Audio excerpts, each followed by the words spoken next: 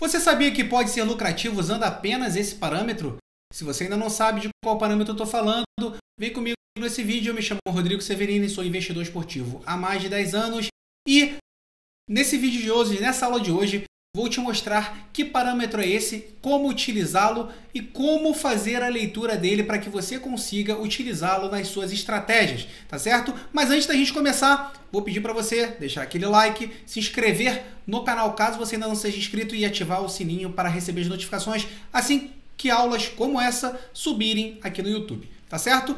Então, vamos lá. Que parâmetro é esse que eu estou falando? Estou deixando aqui a minha tela do Footstats aberto para que a gente possa primeiro bater a parte teórica e depois irmos para a prática, para que eu te mostre na prática como que você vai fazer essa leitura, como que você pode extrair benefícios desse parâmetro. E eu estou utilizando aqui uma plataforma gratuita, então você vai precisar fazer a leitura fazendo as suas anotações, etc., extraindo daqui. Caso você utilize uma plataforma paga, por isso que eu sempre gosto de te propor dois cenários, o cenário gratuito e o cenário pago, de maneira que se você tenha condições de realizar um investimento, é o caso de você realizá-lo, porque ele vai te economizar tempo e vai te entregar tudo de mão beijada, de uma maneira bem simples, prática e rápida, tá certo? Inclusive, vou deixar o link aqui na descrição da plataforma que eu utilizo para a criação, validação utilizando também esse parâmetro, tá certo? Então, mas aqui no caso, vou focar apenas na parte gratuita, tá? E caso você queira que eu faça vídeos utilizando a plataforma paga que eu utilizo, a ferramenta paga que eu utilizo, faça um vídeo específico desse parâmetro utilizando uma plataforma paga, coloca aqui nos comentários que eu preparo e entrego aqui para você sem problema algum, tá certo, Sniper? Vamos lá, utilizando então a Footstats. Qual parâmetro é esse que eu estou falando aqui? Se chama Expected Goals. Já falei sobre ele também no meu Instagram. Se você não me segue lá no meu Instagram, o link está aqui na descrição, me segue. Falei aqui, fiz uma sequência explicando o conceito, o que é. E vamos aqui então fazer essa recapitulação, até mesmo porque no Instagram falei pelos stories e eles já sumiram, tá certo? Então, vamos lá, vamos começar pelo básico. O que são Expected Goals? Ela é uma métrica que avalia a probabilidade de um chute resultar em gol. É como medir a chance de sucesso de cada oportunidade de marcar. Então, como dizia Arsene Wenger, não sei se é assim que se fala, no futebol como na vida, a probabilidade é uma ferramenta essencial. Isso se aplica diretamente também aqui nesse parâmetro que eu estou falando, que é o Expected Goals, tá? Que a gente chama de XG, tá? Então, pois eles nos permitem entender o jogo através de probabilidades concretas, tá? E como é que eles são calculados e para que servem o XG? Vamos nos aprofundar então um pouquinho mais. Agora que você já sabe qual é o conceito, agora vamos ver como eles são calculados. Basicamente, a gente considera fatores como distância do gol, ângulo de chute, parte do corpo usada para chutar, o tipo de assistência. Inclusive, diversas empresas e clubes produzem esses dados e cada um tem o seu próprio modelo. A gente pode até trazer como exemplo aqui de maneira mais recente, não sei em que época que você vai estar assistindo essa aula, mas o caso do Botafogo, em que ele fez, depois da SAF, o Botafogo criou uma estrutura de scout em que eles identificam valores baseado também em parâmetros como o próprio Expected Goals, de maneira que eles identifiquem valores de jogadores que têm bons potenciais e contratam a preço de banana, de maneira que eles valorizem e sejam vendidos a peso de ouro. Então, eles avaliam diversos parâmetros, inclusive o Expected Goals. E isso, nós temos que fazer esse paralelo para o mundo dos investimentos esportivos. Se um clube de futebol consegue identificar também, dentro da tática utilizada pelo técnico, o melhor posicionamento de alguns jogadores para que a gente consiga extrair o máximo potencial dele baseado em parâmetros, porque nós não fazemos o mesmo. Utilizamos essa leitura de dados e aplicamos na nossa gestão de maneira a otimizar o nosso resultado financeiro. É a mesma coisa, a analogia é a mesma. Então, os clubes utilizam o XG para entender melhor as suas táticas e o seu estilo de jogo. Eles conseguem analisar quais as posições, os tipos de jogadas têm maior probabilidade de resultar em gols. E essas empresas de apostas também estão recorrendo a esses tipos de dados para fazer previsões mais precisas e embasadas. Então, se você está navegando nesse mar e não sabe o que está fazendo, pare agora, porque você precisa conhecer os tipos de dados que você precisa saber fazer a leitura e transformar esses dados em informações que te permitam tomar melhores decisões, decisões mais assertivas, de forma que você consiga competir em pé de igualdade, tá, com as casas ou com outros apostadores, dependendo da plataforma que você utiliza para fazer suas entradas, tá certo? E qual a importância dessa qualidade da finalização e de outros fatores de influência? Um ponto crucial aqui é a qualidade da finalização. Saber que a precisão vale muito mais que a força, né? Como já dizia Pelé, é essencial aqui. Um atacante, então, de alto nível tem maiores chances de marcar, porque suas finalizações são de melhor qualidade em posições mais vantajosas. Isso tudo é levado muito em consideração. Hoje, se a gente faz uma analogia aqui, vamos lá, vamos pegar um exemplo prático. Se eu vou pegar o Gabigol chutando de fora da área e o Gustavo Scarpa chutando de fora da área na mesma posição, o gol esperado do Gustavo Scarpa nas posições de fora da área são superiores, ou seja, existe uma probabilidade maior do Scarpa fazer um gol de fora da área do que o Gabigol. Por quê? Porque o Gabigol, ele costuma fazer gols, a probabilidade de sucesso dele é muito maior dentro da grande área do que fora da área, o que é o inverso para o Gustavo Scarpa. Como que eu sei isso? Fazendo a leitura de dados. É só você pegar essas informações em sites que disponibilizam esses dados e você vai conseguir tirar essa conclusão. É isso que os clubes fazem também, tá certo?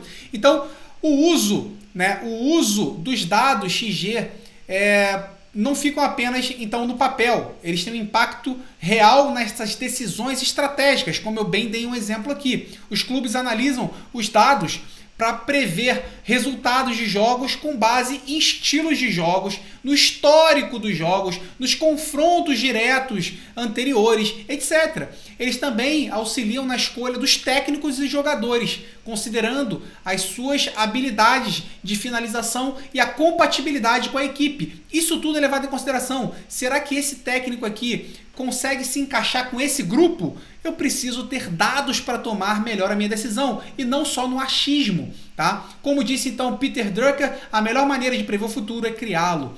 E é exatamente isso que o XG possibilita, criar estratégias mais embasadas e eficazes. Eu vou te mostrar aqui na prática. Vamos pegar aqui, peguei aqui 2 jogos, tá? De maneira bem rápida, bem simples, para que você consiga visualizar como que esse XG pode trabalhar a nosso favor.